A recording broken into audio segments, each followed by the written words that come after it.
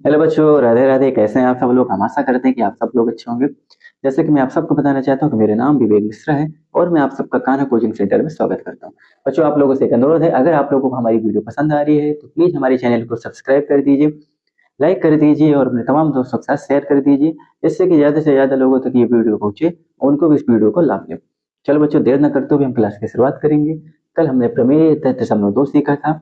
आज हम प्रश्नावली की तरफ बढ़ेंगे। प्रश्नावली हमारी रहेगी 10.1। कुल 4 प्रश्न हैं और चारों प्रश्नों को आज हम हल करेंगे। क्लियर है? चलो, ये प्रश्न नंबर 3 का फिगर है, इस पर भी आप फोकस मत करिए। प्रश्न नंबर 1 आपका स्टेटमेंट दे रखा है, आपको बताना पड़ेगा। इसके बाद प्रश्न नंबर 2 आपका रिक्त स्थान है। 4 प्रश्न है प्रश्न नंबर 2 पर, इसमें आपको रिक्त स्थान भरना है। प्रश्न नंबर 3 आपका फिगर बना रखा है, इसको हम बताएंगे। और प्रश्न नंबर 4 आपका तार्किक पर निर्भर है, आपके दिमाग पर निर्भर करता है। आपको एक कल्पना करके एक चित्र बनाना है, ठीक ना। चारों प्रश्नों को हम आपको हल कराएंगे। चलो, तो भैया पहला प्रश्न हमारा क्या कह रहा है, देख लेते हैं। हमसे कह रहे हैं एक वृत्त की कितनी स्पर्श रेखाएं हो सकती। हमने क्या बोला?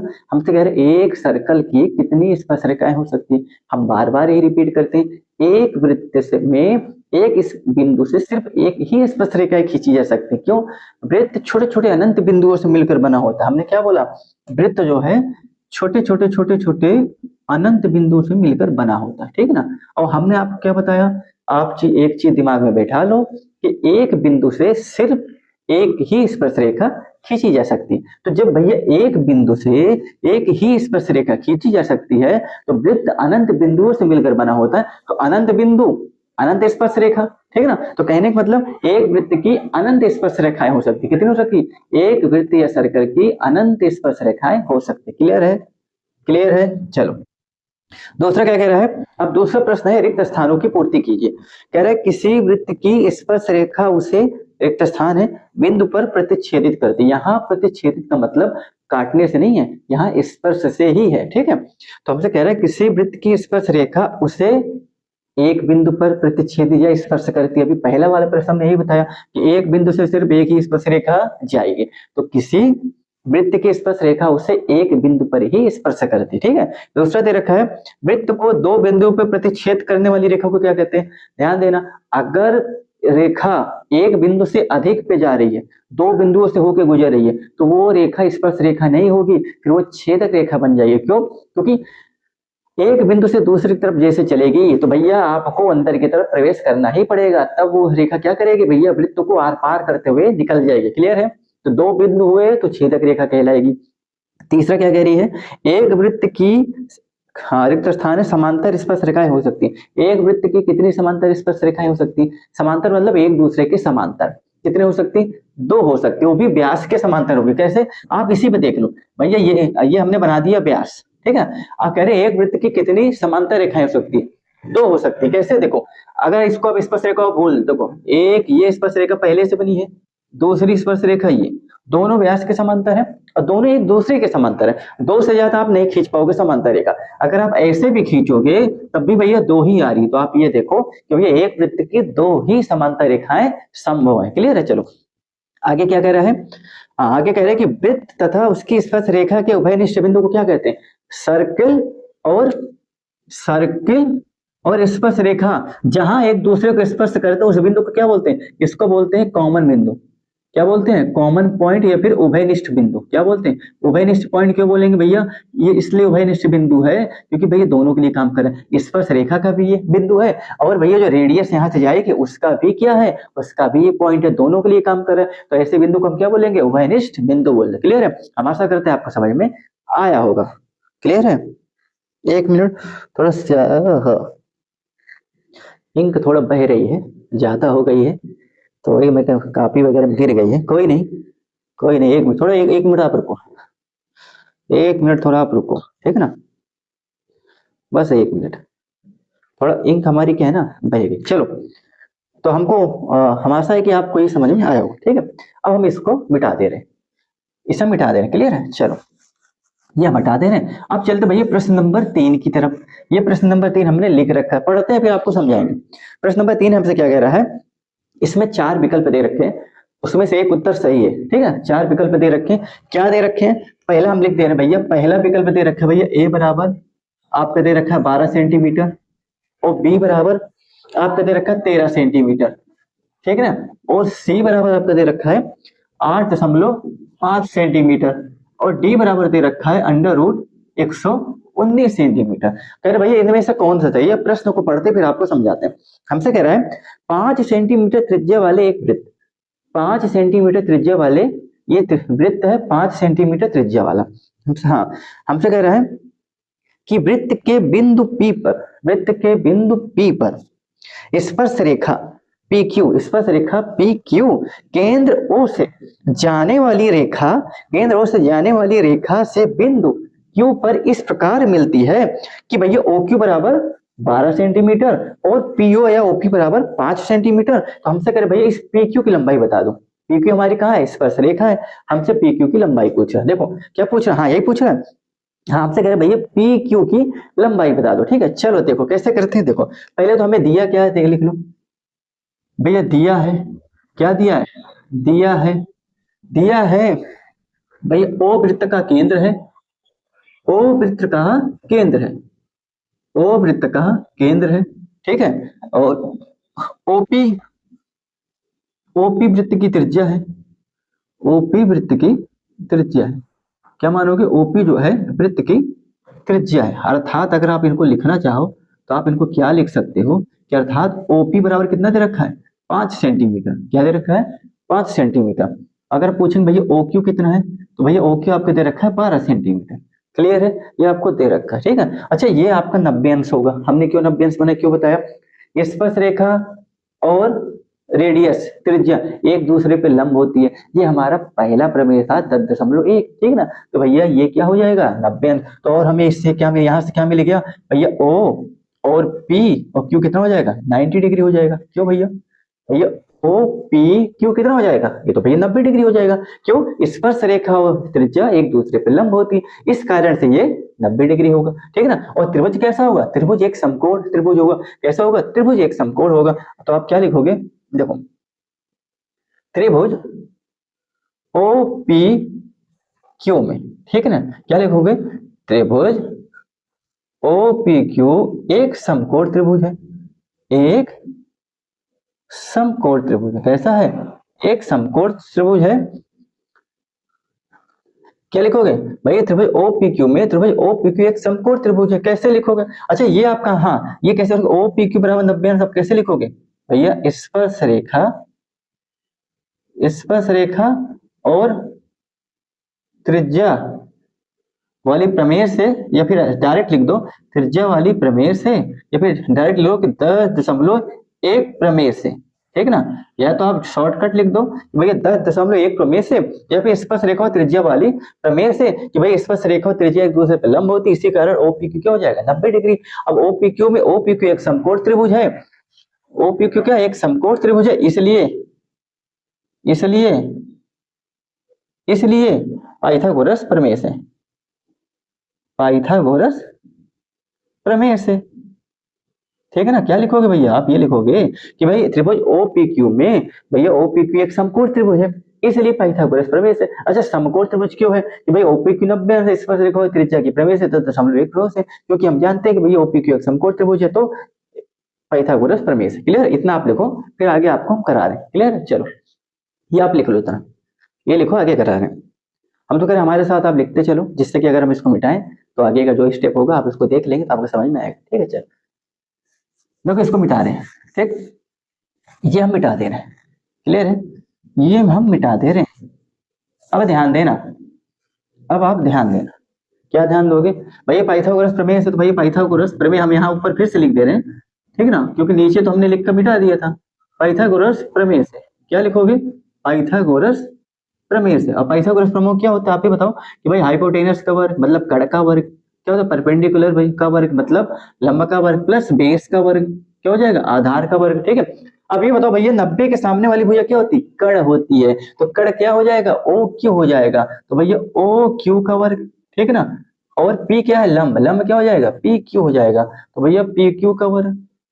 और बेस क्या हमारा, OP, OP का वर्ग, ठीक। अच्छा OQ कितना है आपका 12 है, तो भैया 12 का वर्ग कर दो। PQ कितना है आपका, यही तो हमको निकालना है, ये तो हमको पता ही नहीं है, ठीक है ना। और OP कितना है आपका 5 है, 5 का वर्ग कर दो। 12 पर AM कितना होता है 144 होता है, ये क्यों हमको क्या, ये हमें पता ही नहीं है। और 5 का वर्ग क्या हो जाएगा भैया, 25 हो जाएगा। अब प्लस का 25 आप इधर ले आओ, कितना हो जाएगा, 144 माइनस 25 करो, ये कितना हो जाएगा, पी क्यू स्क्वायर हो जाएगा। अब क्या कर दोगे, ये हो जाएगा 119, ये कितना हो जाएगा, पी क्यू स्क्वायर। अब भैया दोनों पक्षों का वर्ग कर दो, क्या कर दोगे, दोनों पक्षों का दोनों पक्षों का वर्गमूल लेने पर, वर्ग मतलब दोनों पक्षों का वर्गमूल लेने पर क्या करोगे, दोनों पक्षों का वर्गमूल लेने पे, अगर आप दोनों पक्षों का वर्गमूल लोगे तो आपको क्या मिल जाएगा भैया, पी क्यू बराबर अंडर रूट 119, ठीक है ना। और यही आपका उत्तर, ठीक है, कहने का मतलब क्या हो जाएगा, अंडर रूट 119 सेंटीमीटर, यही आपका उत्तर, कहने का मतलब D is the right answer, और डी ऑप्शन आपका राइट है। क्लियर है, इससे आप लिख लो। हम आशा करते हैं आपको समझ में आया होगा। कि देखो आपको हमने बताया कि भैया आपका सर्किल में पाइथागोरस प्रमेय लगने वाला है, क्योंकि भैया जहां स्पर्शरेखा त्रिज्या एक दूसरे पर लंब हुई तो लंब का मतलब वो राइट एंगल ट्रायंगल बनाएगा, राइट एंगल ट्रायंगल बनाएगा तो वो समकोण त्रिभुज होगा, तो वो पाइथागोरस प्रमेय को निरूपित करेगा। क्लियर है, चलो इसे आप लिख लो, मिटा दें, चलो इसको मिटा दे रहे हैं, ये हम मिटा दे रहे हैं, ठीक है। अब चलते प्रश्न नंबर 4 की तरफ, और ये आपका 10.1 का अंतिम प्रश्न भी है, और इसके बाद 10.1 प्रश्नावली आपकी खत्म हो जाएगी। फिर हम कल पढ़ेंगे प्रश्नावली 10.2, और प्रश्नावली 10.2 ही आपका लास्ट चैप्टर भी होगा, क्योंकि भैया सर्किल में सिर्फ 2 ही चैप्टर, 10.1 और 10.2, ठीक है। देखो अगला प्रश्न क्या कह रहा है, और इस प्रश्नावली का लास्ट प्रश्न भी है, कह रहा है कि एक वृत्त खींचिए, एक वृत्त खींचिए और एक दी गई रेखा के समांतर 2 ऐसी रेखाएं खींचिए। एक सर्किल खींचिए, भैया ये सर्किल हमने खींचा, ठीक है ना, ये सर्किल खींच दिया, और हमसे क्या कह रहा है, देखो कह रहा है कि एक वृत्त खींचिए और एक दी गई रेखा के समांतर 2 ऐसी रेखा खींचिए कि उनमें से एक स्पर्श रेखा हो और दूसरी छेदक रेखा हो। हमसे कह रहे हैं एक सर्कल खींचो, और एक सर्कल खींचो और एक दी गई रेखा के समांतर, एक दी गई रेखा है, एक दी गई रेखा के समांतर 2 ऐसी रेखा खींचिए कि उनमें से एक स्पर्श रेखा हो, दूसरी छेदक रेखा हो। तो भैया ये हमें वृत्त हमने खींच दिया, एक हमने एक रेखा खींच दी, ठीक है ना, रेखा इसका नाम दे दिया भैया ए बी, ए बी एक रेखा हमने खींच दी, क्या खींच दिया, ए बी एक रेखा खींच दी, और ये हमारा क्या हो गया, ये हमारा वृत्त हो गया। क्लियर है, ये हमारा एक सर्कल हो गया। क्लियर है, हमसे क्या कह रहा है कि हाँ रेखा के समांतर 2 ऐसी रेखाएं खींचिए, रेखा इस रेखा के समांतर 2 ऐसी रेखा खींचिए कि उसमें से एक स्पर्श रेखा हो, दूसरी छेदक रेखा हो। तो भैया स्पर्श रेखा हम यहाँ देखो, ये पी पॉइंट है, क्लियर है, ये केंद्र ओ है हमने मान लिया, ये स्पर्श रेखा हमने यहाँ खींच दी जो इसके समांतर, इसका नाम दे दिया एक्स, इसका नाम दे दिया हमने वाई, ठीक है। एक छेदक रेखा खींचना है, तो भैया छेदक रेखा हमने यहाँ से खींच दिया, समांतर होनी चाहिए, इसका नाम दे दिया भैया हमने क्या, ये हो गया आपका C और ये आपका हो गया D, और कहां पर काट रही है आपको E और F बिंदु पर इसको काट रही है, यही आपको दिखाना है, बस चित्र बनाना, यही आपको दिखाना है। हमसे क्या कह रहा है कि एक सर्किल खींचिए और एक दी गई रेखा के समांतर, ये हमने सर्किल खींच दिया, एक दी गई रेखा, ये दी गई रेखा ए बी हमने मानी, इसके समांतर 2 रेखा खींचनी है, एक स्पर्श होनी चाहिए, एक छेदक होनी चाहिए। तो भैया स्पर्श तो हमने खींच दी, पी बिंदु पर स्पर्श करी है, एक स्पर्श रेखा हो गई, और एक छेदक रेखा खींची थी भैया सी डी, एक छेदक रेखा हमने खींच दी, ई और एफ बिंदु पे कट कर रही है, ठीक है ना। तो यही खाली आपसे पूछ रहे भैया ऐसा डायग्राम हमको बना के दे दो, भैया हमने एक ऐसा डायग्राम बना के आपको दिया, ठीक है, क्लियर है, दे दिया। अगर थोड़ा आप इसको और लिखना चाहो और अच्छे तरीके से, तो आप क्या लिखोगे, देखो क्या देखोगे, देखो हाँ दिया है भैया, दिया है, दिया है एक वृत्त, एक वृत्त जिसका केंद्र, जिसका केंद्र क्या लिख, थोड़ा और इसको लिख दोगे, जिसका केंद्र O है, थोड़ा और लिख दोगे और अच्छे तरह हो जाएगा और आपके लिए अच्छा हो जाएगा, ठीक है ना। और एक समांतर रेखा, एक समांतर रेखा, एक समांतर रेखा ए बी है, एक समांतर रेखा ए बी है, ठीक है ना। हाँ वृत्त पे, वृत्त पर एक स्पर्श रेखा, वृत्त पर एक स्पर्श रेखा एक्स वाई खींचा, ये अब रचना में भी करोगे ना तो भी चलेगा, दिया है ये हम रचना में भी कर देंगे भाई, रचना तो हमने किया भाई, कंस्ट्रक्ट हमने क्या किया, कंस्ट्रक्शन किया, रचना ही तो किया है, ये तो हमने बनाया है ना। तो भाई दिया एक वृत्त जिसका केंद्र O है, एक समांतर रेखा ए भी है, वृत्त पर एक स्पर्श रेखा एक्स वाई खींचा, दो जो जो ये रचना में करना, जो बिंदु P पर स्पर्श कर रही है, बिंदु P पे क्या कर रही है, स्पर्श कर रही है, बिंदु P पर स्पर्श कर रही है, अर्थात आप क्या लिखोगे, बिंदु P पे क्या करिए, इस अर्थात ये लिखोगे कि भैया ए बी, हाँ आप ये लिखोगे कि एक्स वाई समांतर किसके, ए बी के, या ए बी समांतर किसके, एक्स वाई के। देखो ए बी एक समांतर रेखा दे रखी, हमें कह रहे भाई दो रेखा ऐसी खींचिए जो ये इस रेखा के समांतर हो, ठीक है ना। तो भैया किसके, अर्थात आप ये लिख दो एक्स वाई समांतर ए बी के है कि नहीं।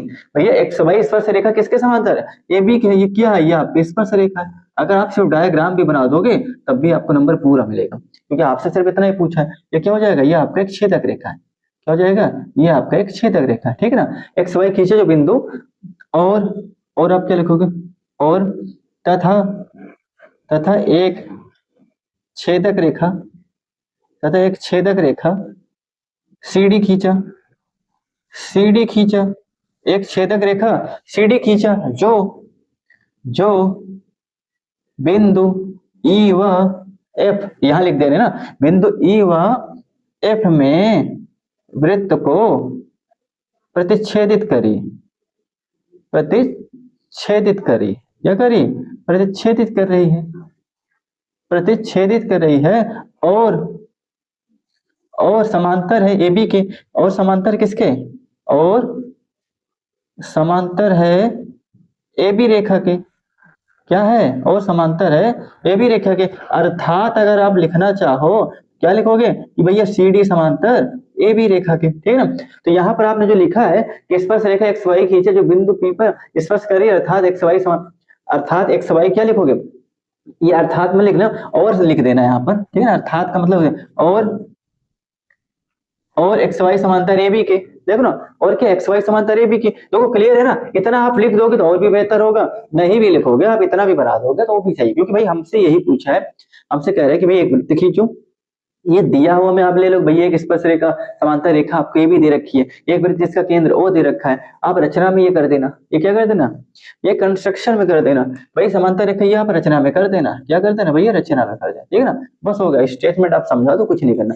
हमसे क्या कह रहा है कि भैया एक रेखा समांतर ए भी दे रखी है, एक सर्किल वृत्त आपको खींचना है, और इस रेखा के समांतर आपको दो, एक स्पर्श रेखा और एक छेदक रेखा खींचना है। तो भाई इस रेखा के समांतर खींचना चाहिए, इस रेखा के समांतर भी है और स्पर्श रेखा भी है, इस रेखा के समांतर भी और छेदक रेखा भी है। क्लियर है, हम आशा करते हैं आपको समझ में आया होगा। आपका 10.1 खत्म हो गया और 10.1 में कुल 4 प्रश्न थे। तो आज के लिए इतना ही बच्चों, कल फिर मिलेंगे आपसे इसी वक्त इसी टाइम, और कल हम मिलेंगे आपसे प्रश्नावली 10.2 के साथ। तब तक के लिए राधे राधे, जय श्री कृष्ण।